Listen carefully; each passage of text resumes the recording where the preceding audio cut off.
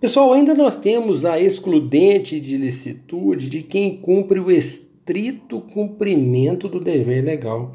Então veja, um policial, quando ele prende o sujeito, ele está no dever legal dele. Então ele vai colocar o sujeito, por exemplo, no veículo, ok?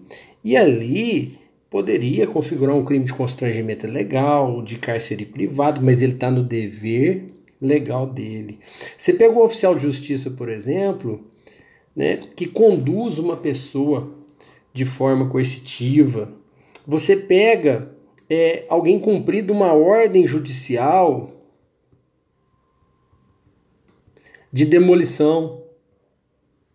O que essa pessoa tá? Ela está cumprindo o dever legal dela, então não vai ser crime, ok? E ainda nós temos, por último, o exercício regular do direito.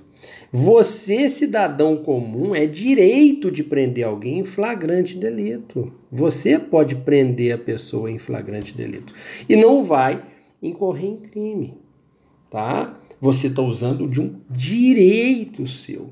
Então, se você usa de um direito seu, ou se a pessoa está cumprindo um dever legal, vai estar amparada também aí pela exclusão de ilicitude.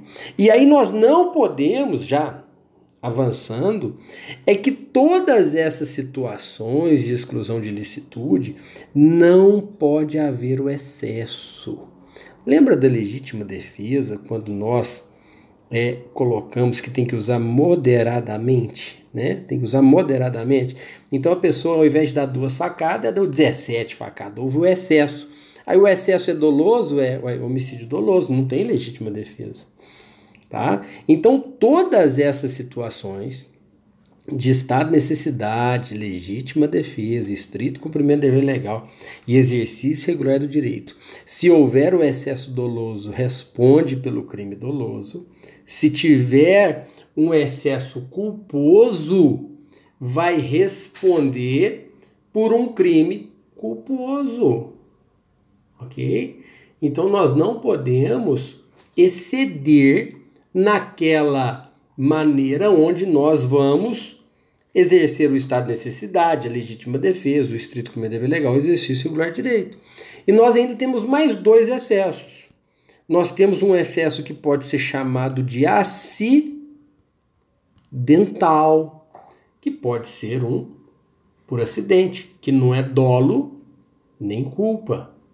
Tá? Então vamos lá.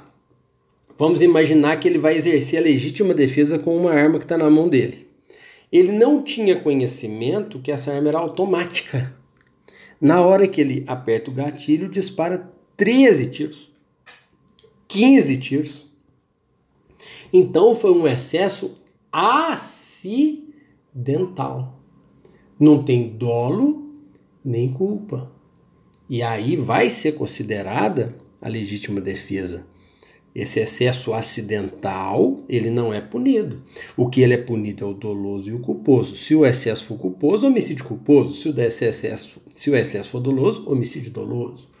E ainda nós temos um último excesso, que é chamado de excesso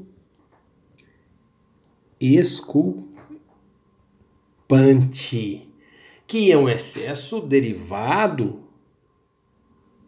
do medo. A pessoa se encontra apavorada, se encontra com perturbação psicológica, não é? E aí, para Capês, por exemplo, exclui o fato típico, a eliminação de dolo, não tem culpa, tá? O excesso exculpante interfere aí nessa reação defensiva no emocional da pessoa, né?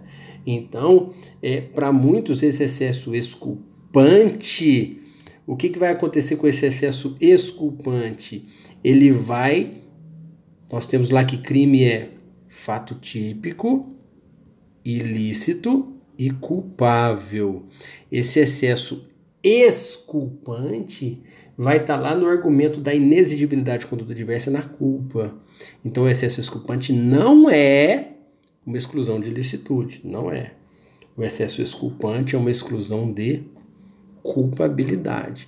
Mas como aqui nós temos que falar do excesso, você tem que saber que tem o excesso doloso, culposo, acidental e exculpante. O acidental por um acidente, como na automática, o exculpante por medo, pavor. Ele está numa situação emocional tão que ele disparou mais vezes, deu mais facadas, né? Pelo medo. E aí não podia exigir dele uma outra conduta naquela hora pelo medo que ele estava. E aí nós temos fato típico, ilícito e culpável. Esse excesso exculpante vai vir excluir esta culpa, elemento do crime. Um abraço.